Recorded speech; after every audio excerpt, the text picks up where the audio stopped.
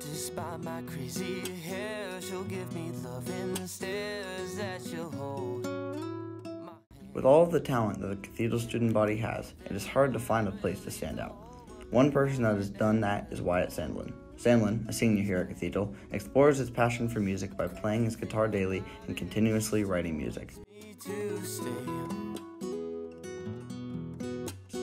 I first heard the song Norwegian Wood by the Beatles, and I thought that would be dope to learn. And so I got a guitar for Christmas. I begged my mom for guitar lessons for months, and I finally got my guitar, and I went into the lesson, learned Norwegian Wood. It was the first song I ever learned.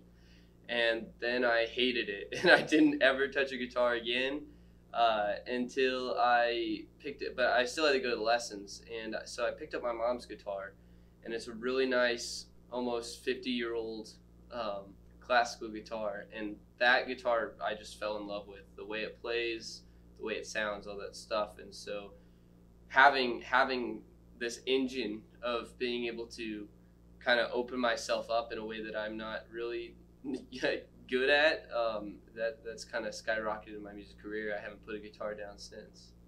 Wyatt's passion for music excelled at Cathedral when he began writing music. His passion sparked an untapped talent that we are able to enjoy today. I'm pretty much writing songs 24/7 in the middle of Miss Shevlin's English class, on the back of my homework, or different things, and it's pretty much just part of my day-to-day life. There was one point junior year where I wrote an entire new song every single day for like the entire second semester. So I'm always writing music, and what drives me really is just feeling and emotion. I feel like, especially the blues, it's the most true form of emotion, and I'm not really good at conveying my thoughts and feelings unless it's in a song, and so it's kind of my way to get all that crap out.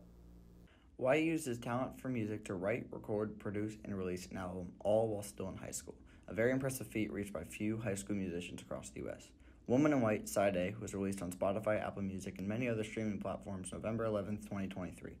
Here is Wyatt on his experience writing Woman in White, Side A. So Woman in White was actually really interesting because I had just been writing songs. I heard Jim Croce, and he made me want to start writing songs because his lyricism is just out of this world. And so I had kind of just built up a list of a bunch of songs, and so I just kind of put them in an album. It took about 4 years, $2,500, an entire summer in the studio.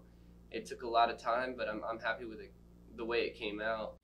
As one of the more creative songwriters out there, Wyatt explains to us the interesting thought process behind one of his favorite songs on the album. Crazy Thing's probably my favorite. That one's really interesting songwriting-wise. I took a lot of influence from Jim Croce there.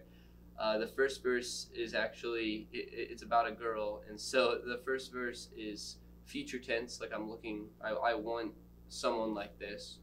And the second verse is present tense, like I have someone like this. And the third verse is past tense, like I lost this girl. And so it kind of goes through the steps of all parts of a relationship, which I think is really interesting. After Wyatt and fellow senior drummer Aaron Marcoux completed their required music credits, they were awarded an independent study in music, which they requested to have together with the goal of writing, recording, producing, and releasing an album by the end of the semester. Supervised by band director Ian Callan, Wyatt and Aaron get to spend their A periods creating music that will soon be released to the public. I've kind of been a person with expertise that they can bounce ideas off of, but I really wanted it to be driven creatively by them and just be here as a resource that they could use when they needed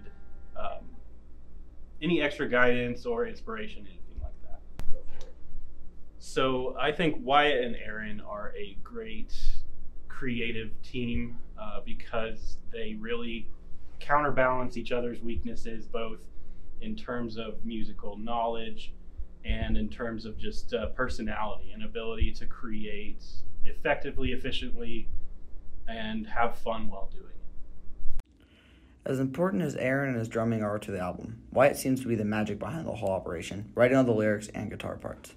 At a recent show at Ravenfest, Aaron stepped out from the drum set and requested that Wyatt perform a song alone because Aaron believed it was better without drums. I think writing music with Wyatt is pretty fun, pretty smooth. He's super easy to sit in a room with and just play music with him for 30 minutes. For the songwriting process, he and I were able to kind of put our brains together really easily and create some masterpieces. Like, I don't know anyone else at this school that cares more about music. The fact that he gives 24/7 all the time, he's thinking about music, he's writing songs, he's always coming to me with new ideas. I think just his dedication really helps him.